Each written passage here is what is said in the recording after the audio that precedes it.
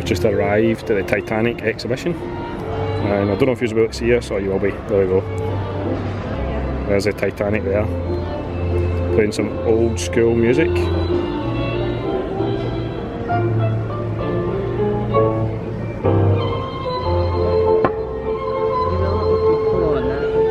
It's cool, isn't it? I don't know if they'll be able to see it on the camera.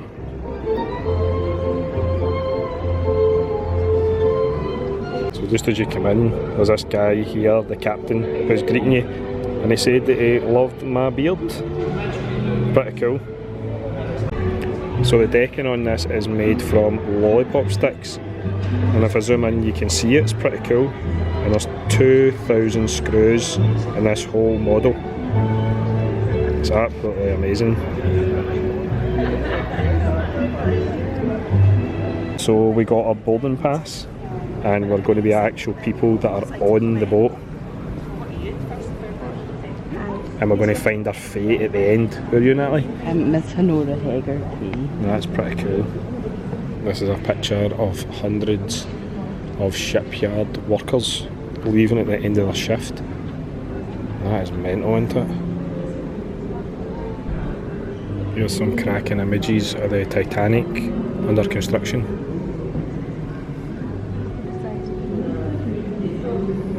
What's this, the rivets? They are massive, aren't they? Is that a bottle from the ship? No, it was discarded from the slipway where it left.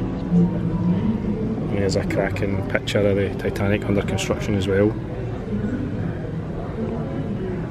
Here's a wee bit here as well where we're about to board the Titanic, and I take it the guy's going to check our tickets. Just about to board as well, which is good.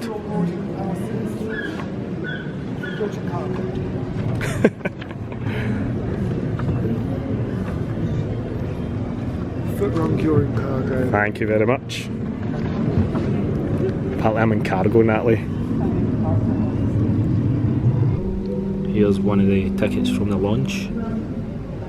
31st of May 1911. Is that 12:15 PM it was? Took 62 seconds for the ship to slide into the water. That's pretty cool, isn't it? So just talking about the launch here. It was set the 31st of May 1911. The Titanic slid down its 772 foot slipway, aided by 21 tons of, what's that? Tallow and soap. That's mental, isn't it? There was more than 100,000 people attended the launch event, gathering wherever they could. It's a lot of people just to see the launch of a boat, isn't it? Is this some fabric from the ship? Thinking from either one of the games tables or something like that. Yeah, from the smoking room. Here's an original postcard that was sent. There's no way I could tell you what that says, but there's a wee bit here and it'll tell you what it says. Dear Mother, arrived at Southampton safe. The Titanic is a splendid boat and you hardly know you're moving. We'll write more fully later. Your loving son, Tom. Apparently that's what it says. So it's just showing you here how people come on board. So first class ticket holders step through double gangway doors into a reception room, vast in size, measuring 460 square metres. Then second class, which is me, because that's what my wee guy is, second class passengers stepped into an enclosed promenade leading into second class stairway and their cabins, which is pretty good. And then there's Natalie. She was a third class passenger, was required to take a health inspection before boarding, and they carried their own luggage. I've got some of the first class door handles, and then we've got the grand staircase door handles here, and then this is the grand staircase oak moulding.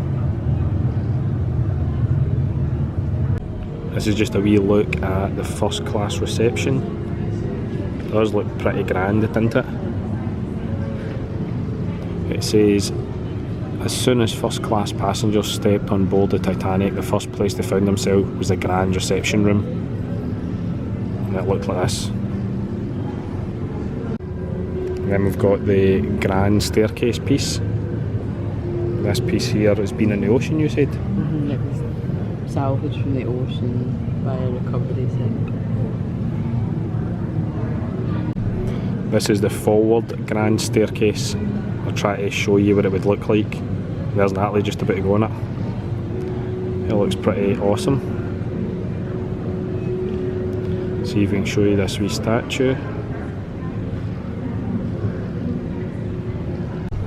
Here's just a wee look at the first class dining.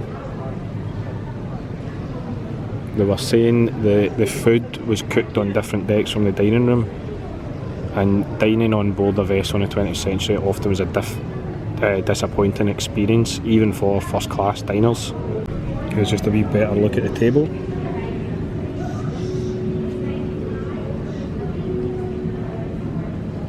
Here's a wee look at the second class dining. This is where I would be.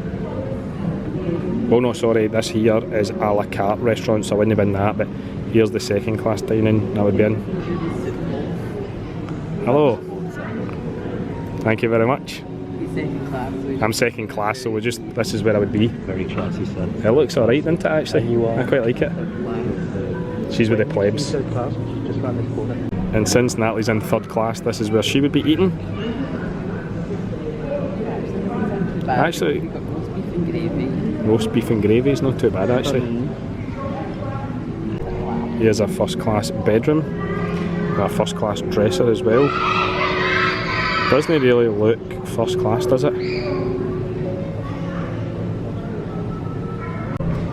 We've got a wee first class reading and writing room. Actually looks pretty cool. They're saying that this was a leisurely space where you could just go and, as the name suggests, read and write.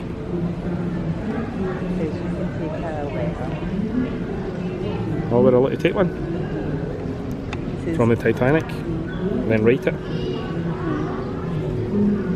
don't know what I would write. The first class lounge is looking very smart. It's a lot of pattern. And then we've got some of the carpet here, which I'm pretty sure my granny had in her house. Maybe not obviously as good as that, but similar.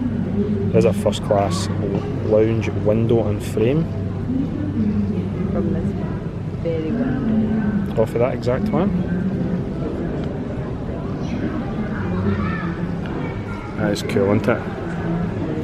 There was a vast chandelier lit by 49 crystal lights. This is one of the finest rooms ever created for an ocean liner. The first class lounge was just along the corridor from the aft grand staircase and was open from 8 AM until 11:30 PM.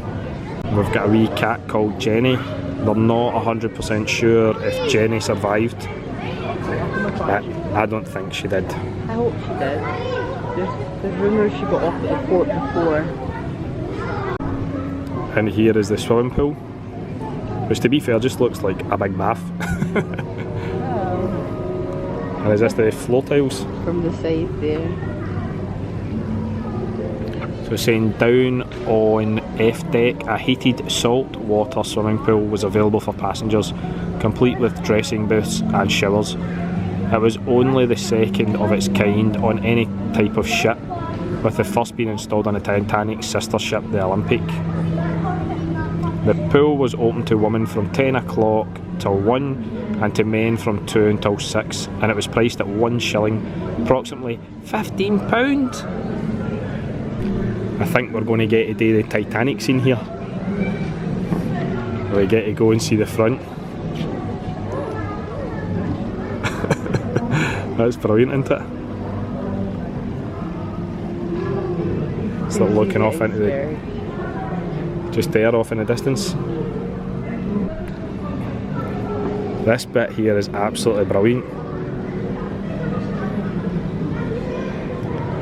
Looks as if you're on a rescue boat.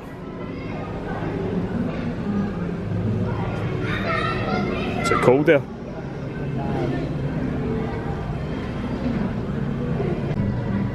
We've got the captain's hat here. This isn't Captain Smith's hat, but is the genuine hat of the same type that Captain Smith would have worn So it's not his actual hat, but it's like a replica basically of the hat he would use, or would have worn, sorry.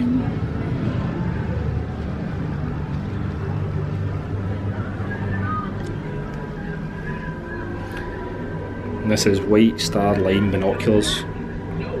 All White Star Line vessels, including the Titanic, have multiple pairs of binoculars such as these. They were used by crew to spot distant ships, objects and landmarks. Obviously they didn't see the iceberg. Here's an original negative of passengers being rescued. Let's see if I can get a wee better view of it.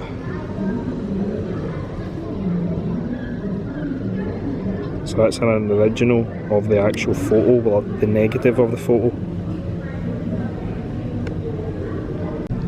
Here's hot off the presses, how they covered the Titanic sinking. And then just tells you here how the press covered the disaster. The sinking of the Titanic was one of the first and most significant international news stories of the 20th century. Newspapers across the globe brought the story to the public in a vivid way, revealing the bravery, self-sacrifice, cowardliness and willful negligence behind the terrible disaster. And then just some of the original newspapers.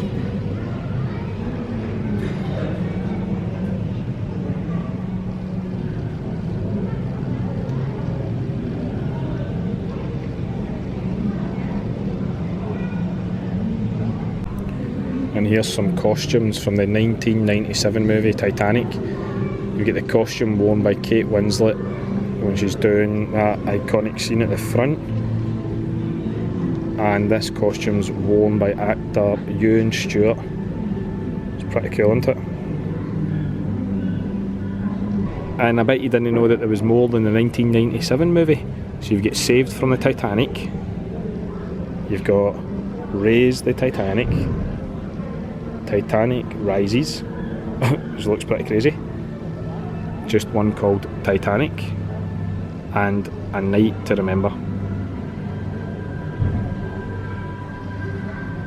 And here's some props from A Night to Remember. I think it's a lobby card. And here's a script from Raise the Titanic. We've also got the necklace worn by Kate Winslet from the movie. I thought the old lady dropped it in the ocean in the end. Well, baby, I went down and got it for you.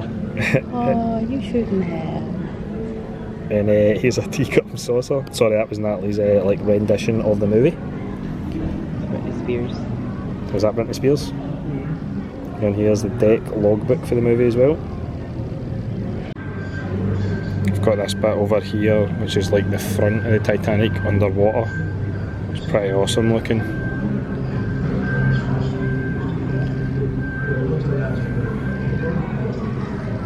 When the front half of the Titanic crashed into the seabed, it impacted at an angle of above 45 degrees and a speed of 20 knots. The sheer force of the impact bent the bow in two places and caused it to buckle downwards by 10%. That's crazy, isn't it?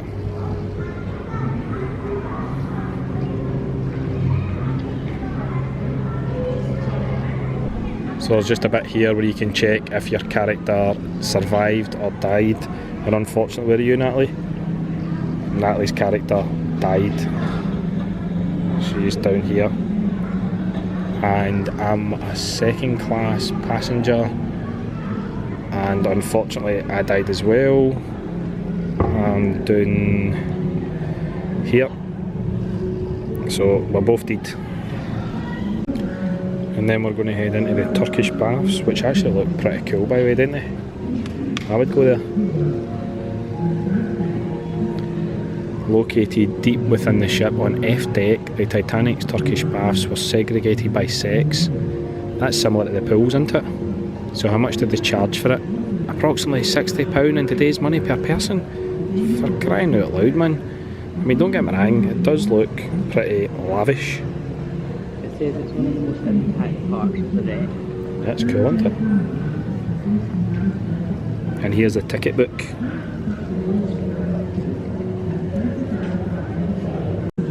Here's the galley kitchen. Actually looks not too bad, doesn't it? Is this a... well, this is a kitchen door. I thought it was a chopping board. There's a part of the kitchen door. Did 40 tons of potatoes. 40 tons of potatoes. That's a lot. 40,000 eggs, 33.5 tons of fresh meat, and 1,000 bottles of wine. This is a first class deck chair. They used to do a thing called taking the air and strolling along the deck. You could also rent these, and if it was chilly you could also rent the wee blanket as well. It doesn't say how much for, but it looks pretty cool.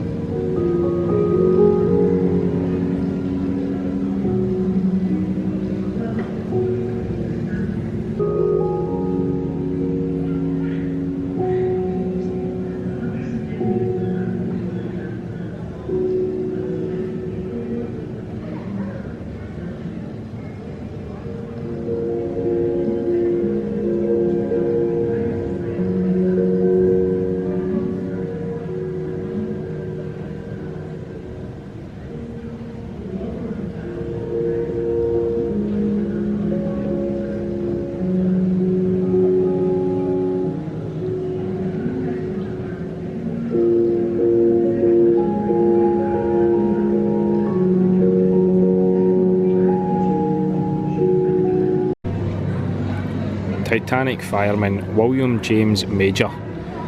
When the Titanic was hit an iceberg just before midnight on Sunday, April 14th, 1912, freezing water flooded into the engine room where Major worked. He swam through water only just warmer than freezing, and yet managed to escape onto the Titanic's decks alongside 43 other firemen.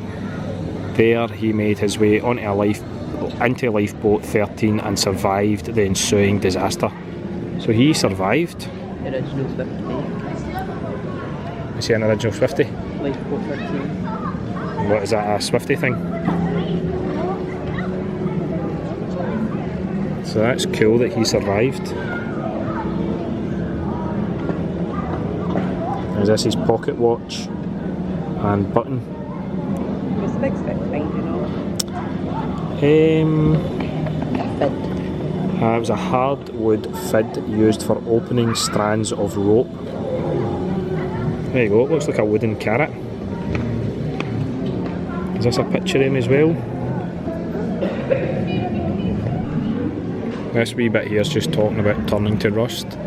And basically what it's saying is the Titanic's eventually going to be like a pancake-like stack of heavily corroded iron, because there's this rust on it. It's like they're calling it a life form here, calling it a rusticle, and it contains nearly as much iron as rust itself. And you can see it here, it's actually grown on the Titanic, and here it is here. It's mental. It's just showing you a wee fragment of it here. Basically it's eating the Titanic alive. You can read it here if you want to pause it. Here's the Chinaware as well from the Titanic.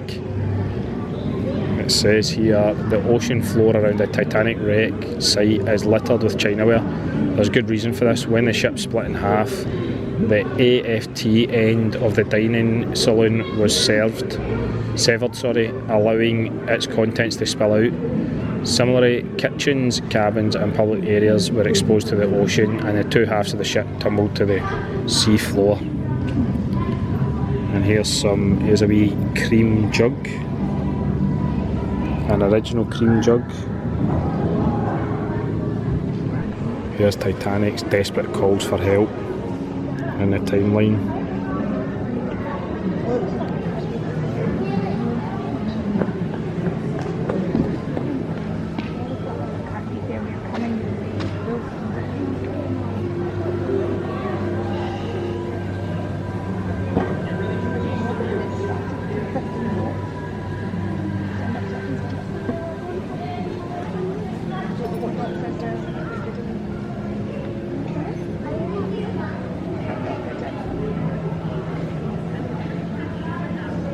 Out of the first class passengers, there was 201 survived, 120 died. Out of the second class passengers, 118 survived, 152 died. Out of the third class passengers, 181 survived, 528 died. Out of the deck crew, 23 died. What's that? Victually crew? 94 survived, 337 died. Out of the engineering crew, 72 survived, 253 died. Out of the musicians, 8 died. Restaurant staff, 3 survived, 66 died.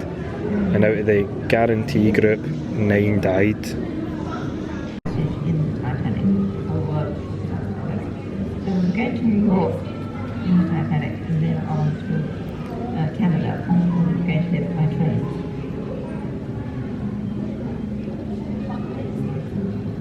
I always remember going up on the lift.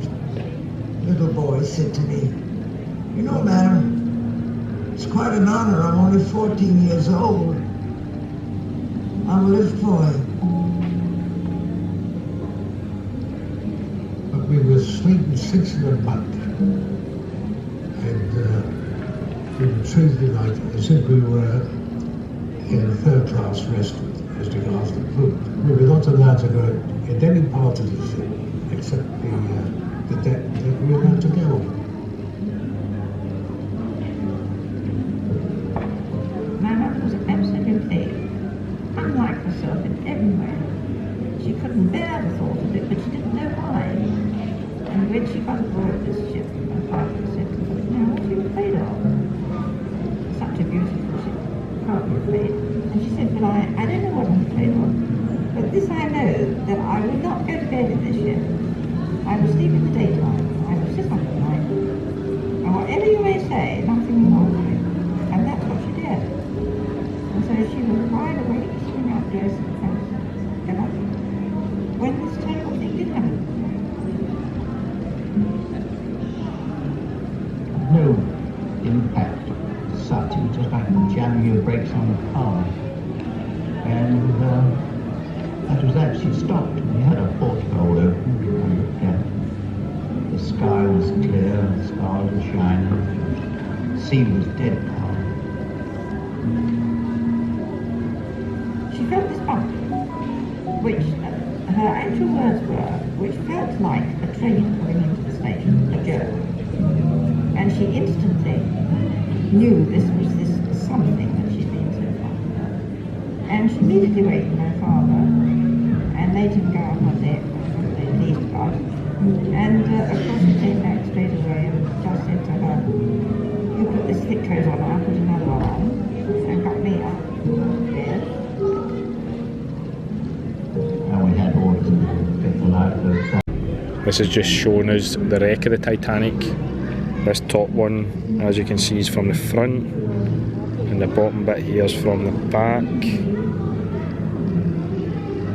It says here the stern section of the Titanic lies in 590 metres due south of the bow. This area of the ship was the last part to vanish beneath the North Atlantic Ocean surface, and was honeycomb of compartments that included second and third class cabins.